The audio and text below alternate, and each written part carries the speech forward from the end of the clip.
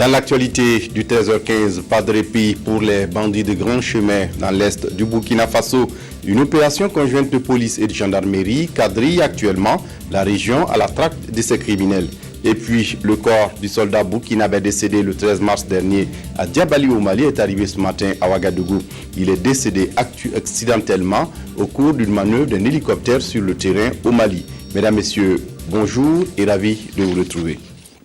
Cela dit donc, le corps du soldat burkinabé décédé le 13 mars dernier à Diabali au Mali est arrivé ce matin à Ouagadougou. Le caporal Tounougma Kaboré était conducteur au bataillon Badea.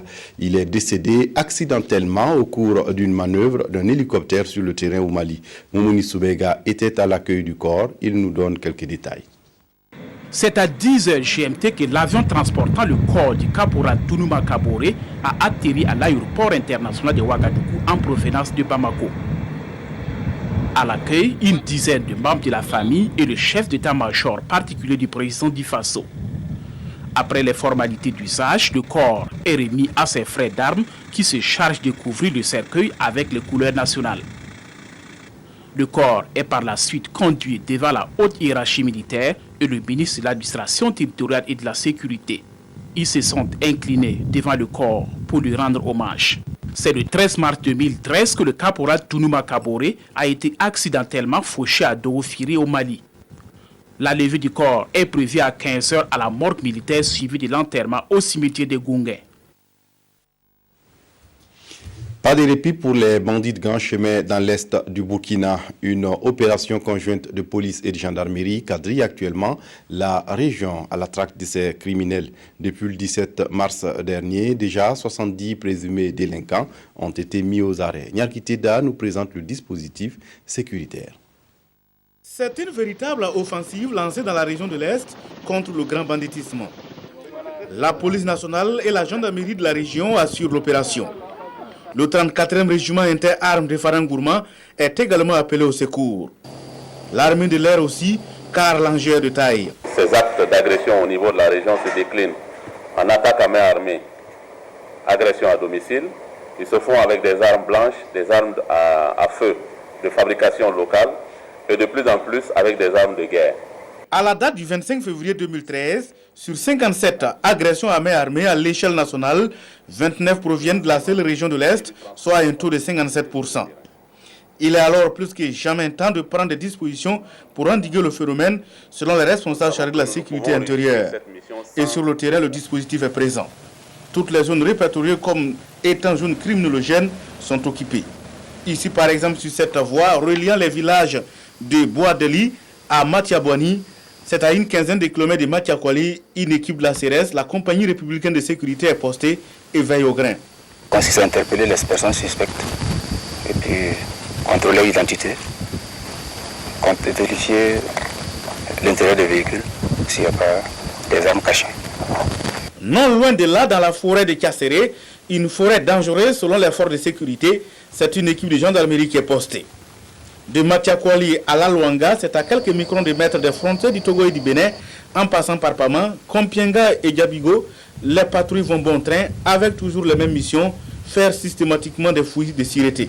La mission principale, c'est contrôler systématiquement tous ceux qui empruntent la voie et savoir s'il y a des coupeurs de route parmi eux ou pas. Et c'est dans ce sens que justement vous venez juste d'assister à cette opération qui à la sommation et toutes les différentes protections faites, et n'a rien découvert sur l'intéressé et on s'est dit que c'est un citoyen honnête, donc il peut continuer sa voie. Au pont de Bigou, sur la route menant à Pama, l'opération a permis de déloger des délinquants qui avaient installé les QG par là. Dans la région de l'Est, l'opération est perçue comme un pain béni. Nous avons crié ici à tue-tête que nous risquions d'être dépassés par la délinquance. Donc quand on voit ce genre d'opération se mener, on ne peut que se féliciter. L'heure n'est pas encore au bilan de la mission conjointe, mais le point partiel présenté aux hommes des médias fait état de près de 70 présumés délinquants arrêtés, dont 18 activement recherchés par la police et la gendarmerie nationale. L'Alliance pour la Révolution verte en Afrique veut accélérer l'accessibilité des semences de qualité aux producteurs. Pour la faisabilité de son projet, l'Alliance a réuni des chercheurs de 16 pays d'Afrique il y a environ une semaine à Bobo-Dioulasso. Plus de détails avec Karim Sissé sur place à Bobo-Dioulasso.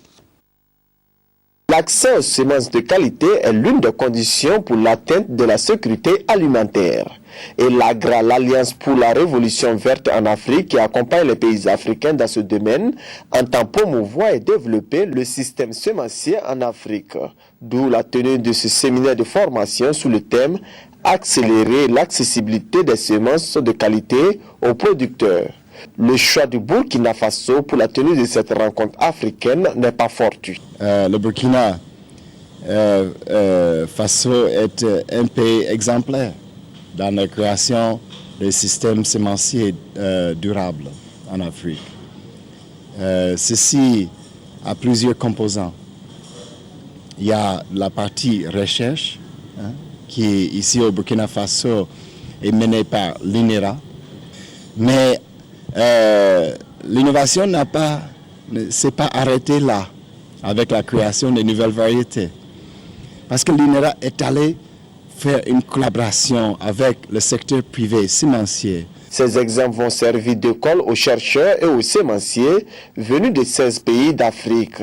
À l'issue des 3 jours d'échange, il est attendu des recommandations. Nous souhaitons qu'ils débouchent sur des recommandations fortes visant à renforcer les acquis que nous avons déjà dans la promotion du secteur semencier, en corrigeant bien sûr les insuffisances qui ne manquent pas, et tout ça pour permettre à notre agriculture de pouvoir aller de l'avant. En marge de la cérémonie d'ouverture de ce séminaire, le ministre de l'Agriculture et de la Sécurité alimentaire a procédé à l'inauguration officielle de l'unité de traitement et de conditionnement des semences Nafaso, basée à Bobo-Dioulasso. Restons à Bobo-Dioulasso pour évoquer la Confédération paysanne du Faso convie ses membres à Bobo-Dioulasso à une réflexion sur un projet de loi d'orientation agro-silvo-pastorale. Elle espère à travers ce processus aider le monde paysan à mieux cerner les enjeux de cette loi et pour une meilleure organisation du monde rural. Amadou Lougué sur place à Bobo. L'agriculture au Burkina Faso occupe une place importante dans l'économie et joue un rôle prépondérant dans la réduction de la pauvreté. Mais cette agriculture manque d'un cadre approprié de référence pour son développement. D'où l'élaboration d'une loi d'orientation agro-silvo-pastorale lancée depuis 2009 lors de la 13e journée du paysan. Les organisations paysannes que nous sommes, nous avions constaté qu'il y avait un vide. Et au niveau du développement rural, chacun intervenait de la manière qu'il voulait. Il n'y avait pas de concertation. Mais nos réflexions ont abouti en ce sens en se disant, si nous avons une loi d'orientation, chaque catégorie d'acteurs saura ce qu'il y a à faire au niveau. C'est là que nous avons demandé à l'État d'élaborer une loi d'orientation. Le processus d'élaboration de cette loi a connu un ralentissement avant d'être relancé récemment à travers le recrutement d'un bureau d'études chargé de rédiger une première monture de la loi. Par rapport à ce processus qui a démarré depuis 2009, il y avait eu un ralentissement, mais la CPEP a toujours continué à travailler. Si vous sollicitez à l'État l'élaboration d'une loi d'orientation, quelle peut être notre contribution? La Confédération paysanne du Faso se réjouit aujourd'hui de la relance du processus. Et mieux, elle entend jouer pleinement sa partition dans l'élaboration et l'adoption de la loi agro-silvo-pastorale. Cet atelier de réflexion va lui permettre d'élaborer un mémorandum qu'elle va faire prendre en compte par l'autorité dans l'adoption de cette loi. Opération de com pour la Fédération des associations des banques, des professionnels de banque du Burkina Faso. Au cours d'un déjeuner de travail avec la presse, les responsables de la fédération se sont expliqués sur le financement de l'économie burkinabé, le taux de bancarisation, la liquidité des banques et bien d'autres sujets. Le point avec Karim Namouano et Drissa Séré. La Fédération des associations des professionnels de banques et établissements financiers a été créée en 1995 en vue de contribuer à l'intégration financière dans la sous-région.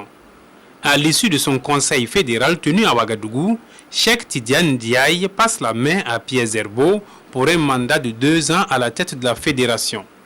Une opportunité pour partager avec la presse un certain nombre de préoccupations. La priorité, je dirais tout d'abord la cohésion pour nous permettre d'atteindre les objectifs que la fédération s'est fixés.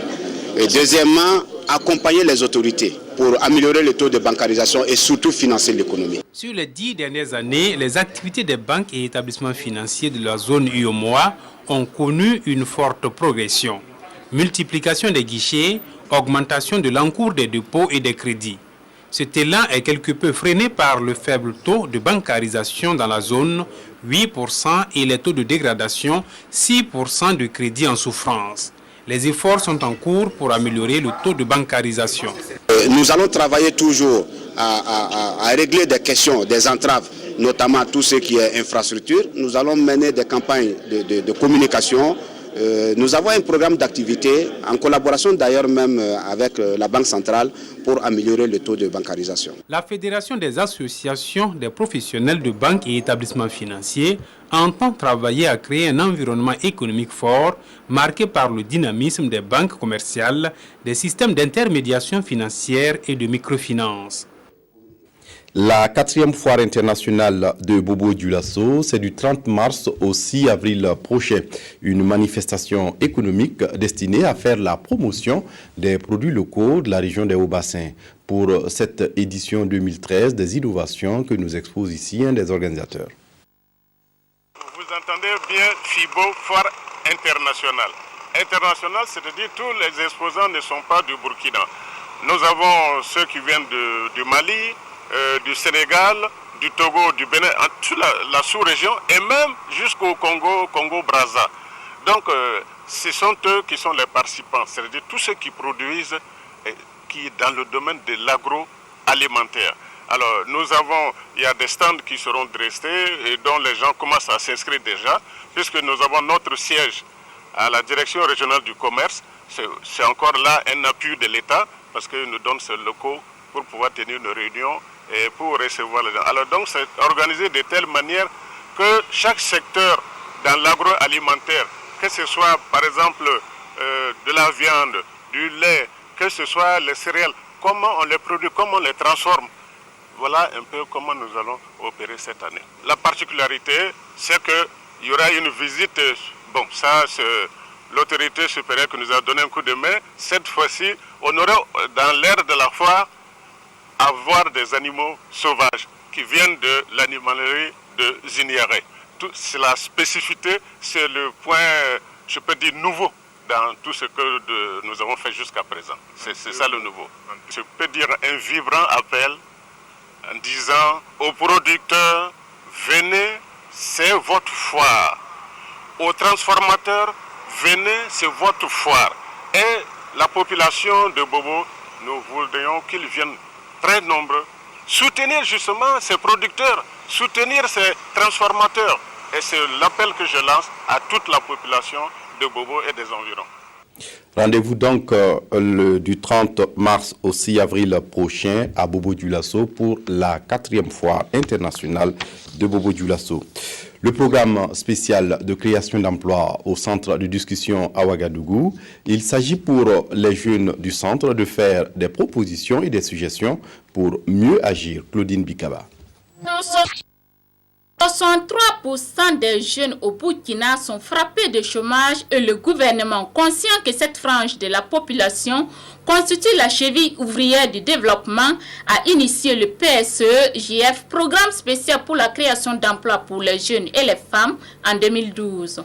Une année après la mise en œuvre du programme, les acteurs régionaux et provinciaux sont réunis à Ouagadougou pour partager des informations sur le bilan et les perspectives pour une meilleure mise en œuvre du plan d'action 2013. L'atelier que nous organisons ce matin a pour objectif de recueillir leurs appréciations pour pouvoir mettre en œuvre les actions de 2013 avec beaucoup plus de sérénité et beaucoup plus d'impact en faveur des jeunes et des femmes. Au titre de l'exercice 2012, près de 59 000 emplois sont créés, soit un taux global d'exécution des activités du programme de 77,68%. Et dans le souci d'optimiser ces acquis, des innovations sont en vue. Il y a quelques innovations que nous avons apportées pour justement avoir plus d'impact en 2013. Parmi ces innovations, il faut dire que certains chiffres ont été revus à la hausse. et d'autres certaines composantes ont été enrichies par de nouveaux projets, notamment la composante 3 qui enregistre 6 nouveaux projets, contrairement à 2012 où il y en avait 3. Également au niveau de la composante 4 réservée aux femmes, là aussi des innovations sont en cours avec le ministère de la promotion de la femme et du genre pour plus d'impact sur les femmes. Ces acteurs du PSE ont 2 jours d'échange pour être à même de faire des propositions et suggestions pertinentes dans le but de relever le défi de l'atteinte des objectifs qui sont entre autres de contribuer significativement à la réduction du chômage des jeunes et des femmes au Burkina. Les infirmiers du Burkina s'interrogent sur leur rôle dans un système de santé en constante évolution. C'est l'Ordre national des infirmiers du Burkina qui est à l'origine de la réflexion. Il se donne 2 jours pour les travaux. Nathalie Kaoré. L'Ordre national des infirmiers et infirmières du Burkina Faso regroupe environ 7000 agents, toutes catégories et tout domaine d'exercice confondus. De par leur nombre et leur répartition géographique, les infirmiers burkinabés constituent les professionnels de santé les plus proches des populations. Ce congrès est donc un cadre pour eux de mesurer la grandeur de leurs responsabilités vis-à-vis de ces populations et du système de santé. Donc il a un rôle très important parce que c'est eux qui sont le plus déployés sur le territoire national et à travers l'ensemble des CSPS qui sont un peu plus de 1500 dans le pays. Le premier congrès est pour eux l'occasion de réfléchir sur un certain nombre de points afin que le système de santé se porte mieux et que chaque malade qui se présente devant un infirmier soit rassuré que l'infirmier sera le plus professionnel possible. Pour ce premier congrès, plus de 200 infirmiers et infirmières sont venus des 13 régions sanitaires du Burkina Faso. Ils mèneront la réflexion sur les pratiques professionnelles et la formation infirmière qu'ils souhaitent être portée à un niveau universitaire. Tout le monde le dit, l'université c'est le temple du savoir, ce qui veut dire que si vous voulez pérenniser votre profession, il faut un certain nombre de professionnels d'un certain niveau universitaire qui puissent réfléchir et faire aussi de la recherche pour accompagner la profession. Les instances du Conseil national de l'ordre seront renouvelées au cours de ce congrès. Le ministre de la Santé qui a ouvert les travaux attend de ce congrès des propositions concrètes et pertinentes pour une valorisation de la profession infirmière où les règles d'éthique et de déontologie seront les maîtres mots. Une visite qui ne fait pas l'unanimité. Barack Obama était à Ramallah, en Palestine, avant d'être reçu par le Premier ministre israélien. Au cours des échanges, l'Iran et la Syrie ont dominé les débats. Voilà, c'est la fin de cette édition. Merci de l'avoir suivi. Très bonne suite du programme sur la RTB. Au revoir.